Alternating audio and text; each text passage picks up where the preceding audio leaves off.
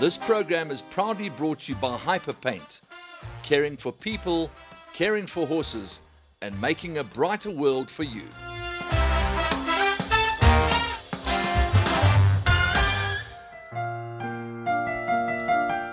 The opportunity to travel by road across the length and breadth of our beautiful country is often relished both with or without horse box in tow. And on this occasion, crossing the Vaal River on an adventure to cover an event we had never even heard of until recently. The bottom line is that it was thoroughly enthralling.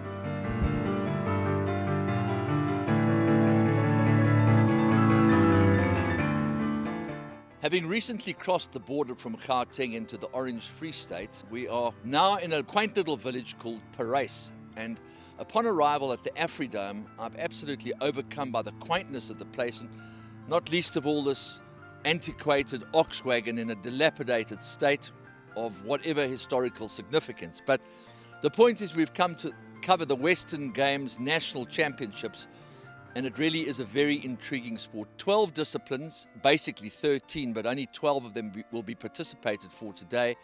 And we're going to catch up with some of the official folk and some of the competitors, and 405 entrants are going to enter this dome behind me very shortly for the commencement of the 2018 National Western Games Championships.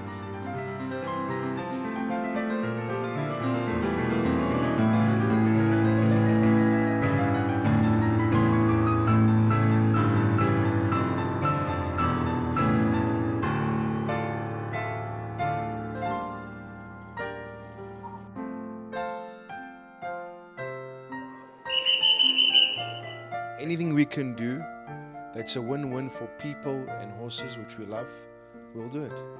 These are kids where there's not a lot of money around, and sometimes they get given a horse, but it keeps them out of the malls. It keeps them doing something good and wholesome and old-fashioned.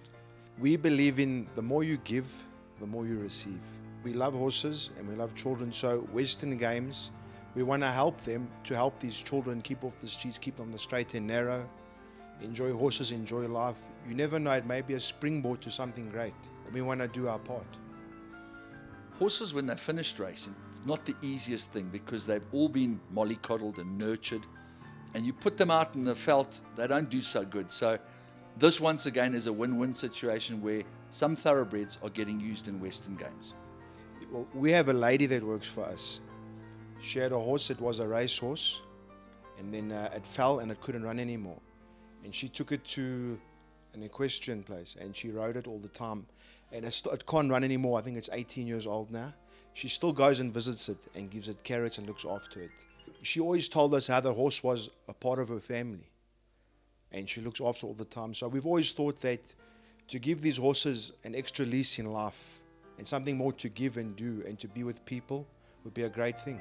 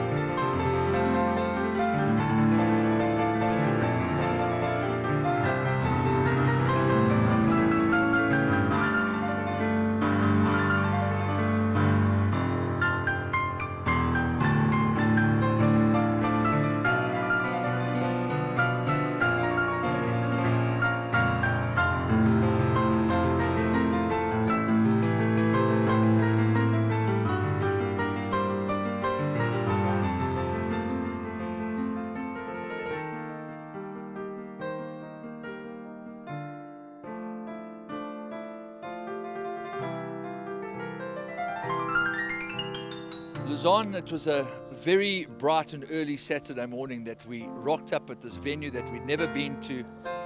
And we were thinking to ourselves as horse people, how are you going to get 400 horses into one arena and have no pandemonium? It was a very moving ceremony, a lot of team spirit, and it was your first chance to address this particular audience as the president.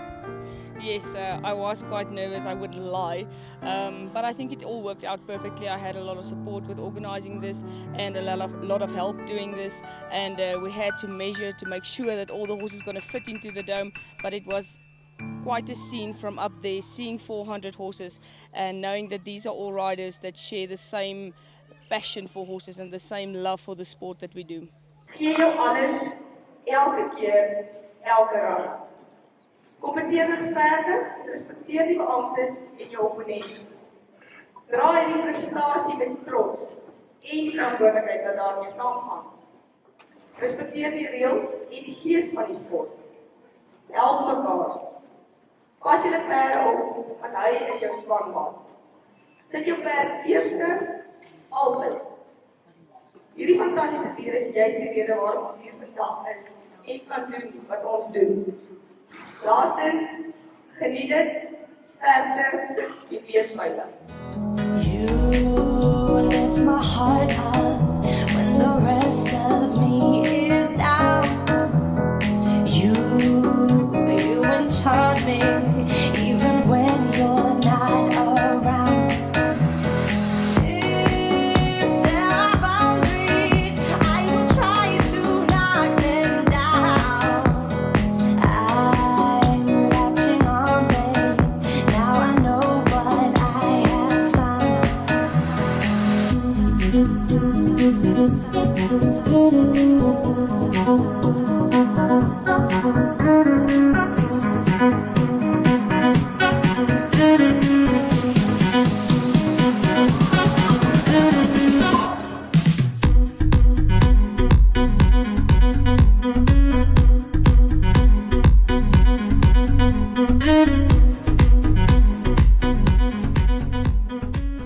I'm Silmarie Geldenhuys. I've started Western Mounted Games 7 years ago. So it was about 2012. There was this charity event at Maple Ridge. So then we started competing at the national level. And yeah, it was really just a lot of fun. So that's why we continued. Your hometown is the first place that Western Mounted Games was launched in South Africa. Yes, that's true. A guy from our town, Chris Koch, he went to America and I think he did farming there. And then he saw barrel racing and American Gymkhana there. And he said, well, he likes this event, but it's all separate. So he said, why not combine all that barrel racing and pole bending and Keyhole? And he came back to South Africa and he started South African Western Mounted Games there in Memel on the little Boerevereniging Farms arena. And then he put all 13 events together and then we had our games from there on. I'm Janelle Geldenhuys from Memel. I started riding 7 years ago as well when the sport was born. I had my little pony for 11 years now and I've been granted with 5 national champion overall. So I'm very proud of him and his name is Puan. Puan came to us, I was 6 years old. My sister wanted a horse, so my dad, a guy brought Puan to the farm. And he was actually purposed for slaughter. He was very not looking good. So then I was a 6-year-old girl and wanting this horse. So together I think we grew and became who we are today. Did you name him? Yeah, unfortunately I was very young, but I named him. Yeah. But he's very, very popular. Everybody knows Puan. He's a bit of a legend in his own lifetime. I think being him, he's 14 hands, so for a horse that's very small. And we do this competition against race horses. He absolutely has no pedigree. So I think him beating them on this high level, it makes him something special. Okay, actually I had a horse for 6 years and a little and she died 6 weeks ago. So then I got a horse 5 weeks ago to substitute that has done qualifiers and stuff. But I think the main thing, it's not about the breed. It's not about the pedigree of the horse. You can get a farm horse. That was my horse. We got a stock or a cattle horse from the farm and we put a lot of effort into them. We trained them every single day when we started this and just gave them love and gave them exercise and get them fit and trained them to do these games. And I think if you really put in your part and just put your heart in there and train every horse, will be able to do that. So I don't think there's a specific horse that you need to go look for. So yeah, but I'm doing horse shopping again now this December. To be one with your horse and to be able to go and compete with the family. I mean, it's really very wholesome and very old-fashioned. Yeah, I think it's amazing still to be a full family and them supporting us all the way. If we have a off event, they're still there believing in us for the next one. So yeah. How much competition is there between you and your sister? I love riding with my sister. She's the motivator. She keeps me focused when I'm off my game, and yeah, I think it's fun. We chase each other. Do you have any aspirations of competing overseas? Yeah, I think that will be lovely promoting the sport. I think we all live with a dream to one day be known by more people, and especially doing what we love. I'd have to say that you're probably back pulling against anybody else anywhere in the world. Yeah, I think I'll definitely miss him, and also seeing this is my last year on him, he's definitely going to be missed very much. So Is he going to be retired, or do you become senior and then you have to get a bigger horse? No, I think it's not fair having him retired yet. He still has a lot go. So there's a little girl going to ride him, and I think he's going to give her much more. I just want to know one thing. When you lost your horse 6 weeks ago, was it about as bad as losing somebody from the family? Yeah, it was truly death in the family. My parents were crying, the grandparents, everyone, our whole farm town was everyone was just so sad about this horse. So I think it's really, you build a special bond with your horse. It's not just an animal anymore, it's a team member. You and your horse is partners. It's not like an event where you just climb on your horse and hit it to run and stuff. You get really attached to your horse, and yeah, it's your partner. So it was hard, yeah. When you drive through a poor suburb, you say, gee, that could do with a coat of paint. Isn't it one of the most basic things in life? It is, and the funny thing is none of our houses are painted. They're all face brick. When something is well organized, they say that it's like a military operation. Who better to organize this whole entrance than Obos? I don't think there's anyone better than him, Obas. He's been doing it since I started, and he just has a way with riders, making them understand what he wants and how to get everyone in order. Because getting 400 horses into an arena like this, I thought wasn't possible, but there were even space for some more. So yeah, definitely no one better to do it than him. I was doing the opening of Parliament when I was in the police, and I was there at the mounted section for 5 years, and that's where I got it from.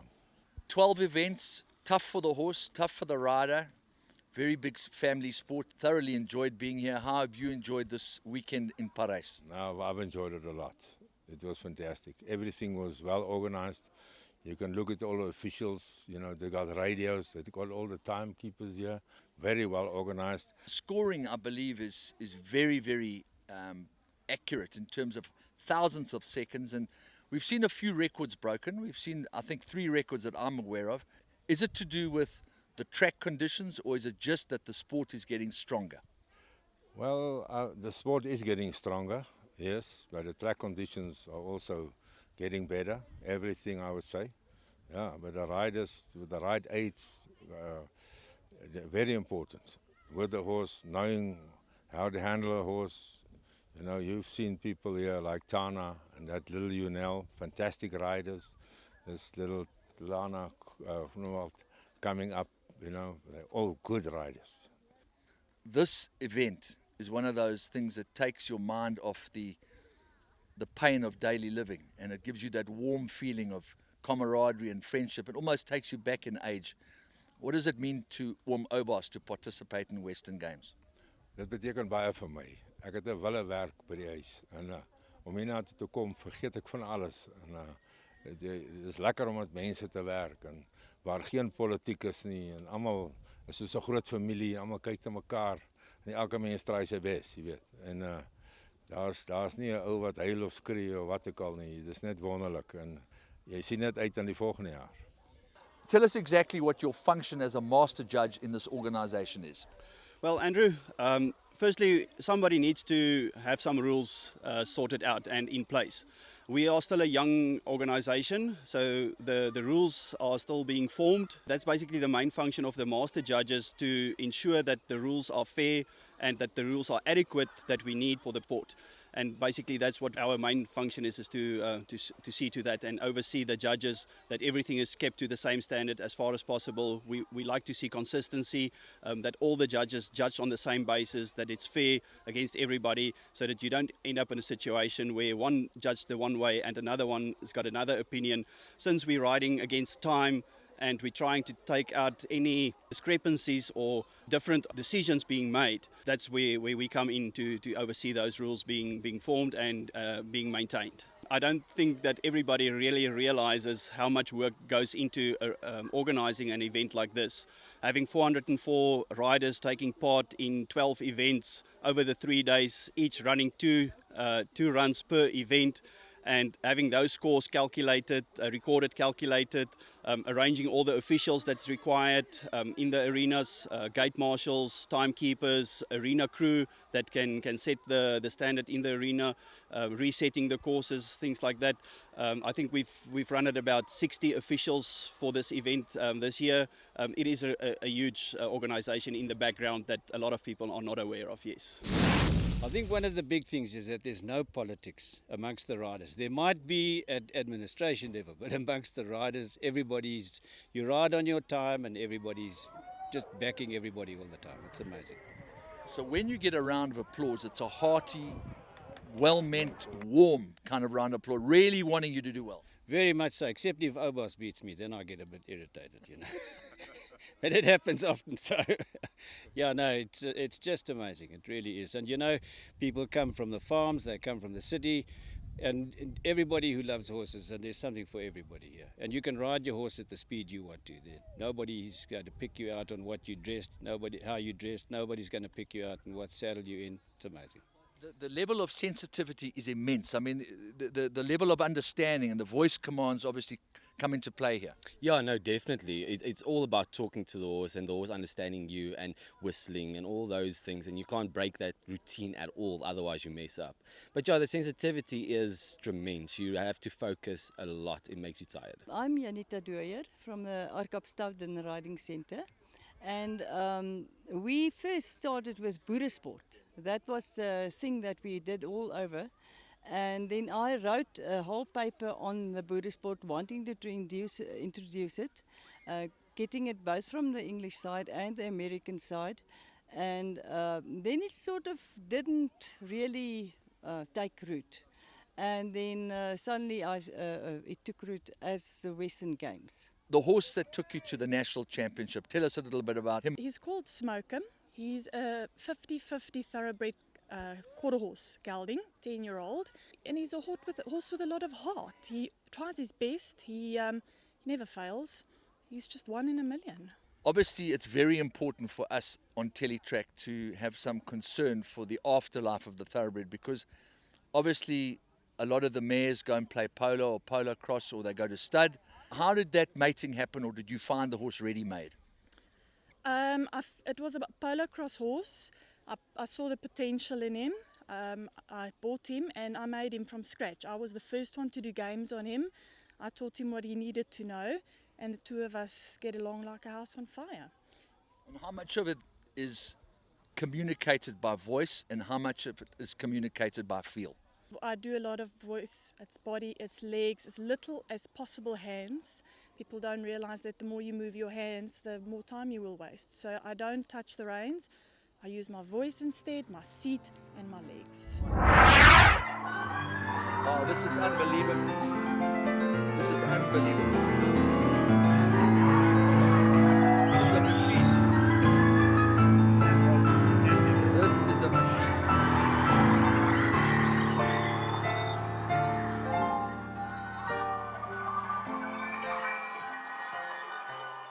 And Jade, what about nepotism in hyperpaint? It's so much nepotism that we broke it. But it's the best for everybody. You know, we've been here since 1981. And the motto was from my dad and his brothers Dominic, Paul and Jared. The more you give, the more you receive. And if you offer the customer value, they will always come back. And our family give value to everybody we interact with. You know, we're Catholics, we're staunch Catholics, so we feel that you treat everybody as you'd want them to treat you.